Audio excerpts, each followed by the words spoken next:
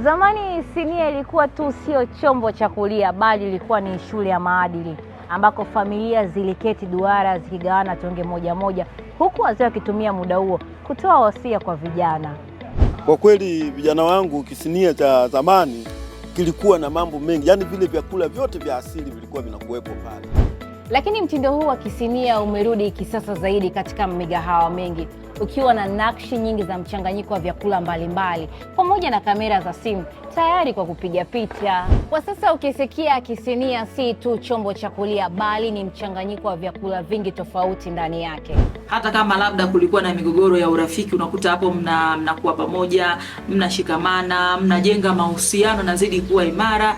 Lakini kingine, kuna watu ambao hawawezi wakala chakula peke yao wakafurahia. Kisinia ni chakula ambacho mnaweza kuburudika na ndugu, jamaa na marafiki. Kuna wengine pia wanaweza kujumuika katika kisinia hicho.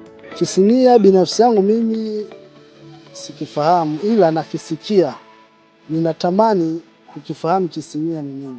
Kukaa pamoja huwa kunazalisha vitu vingi. Kuna mambo ya connection, unaweza kukutana na let's say huyu ana professional hii, huyu ana professional hii. Mkikaa pamoja wakati mnaendelea kula, mnaweza kama share stories za hivyo, mkajikuta mnatengeneza vitu vingine vipya, ajira zinaweza zikazaliwa.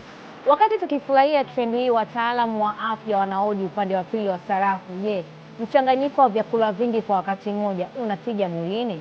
Hii trend mpya sasa ya vyakula ambavyo vinawekwa kwenye kisinia, inapokuja kwenye faida yake kilishe ni ndogo sana, sababu na pengine labda kuna faida hasi zaidi kuliko chanzo.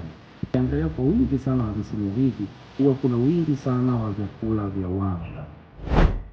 Sasa ulaji wa kisinia ni urithi wa mila zetu au ni namna trend ya sasa inavyobadilisha namna tunavyoishi? Tupo mwaka wa mbele. Imewashika.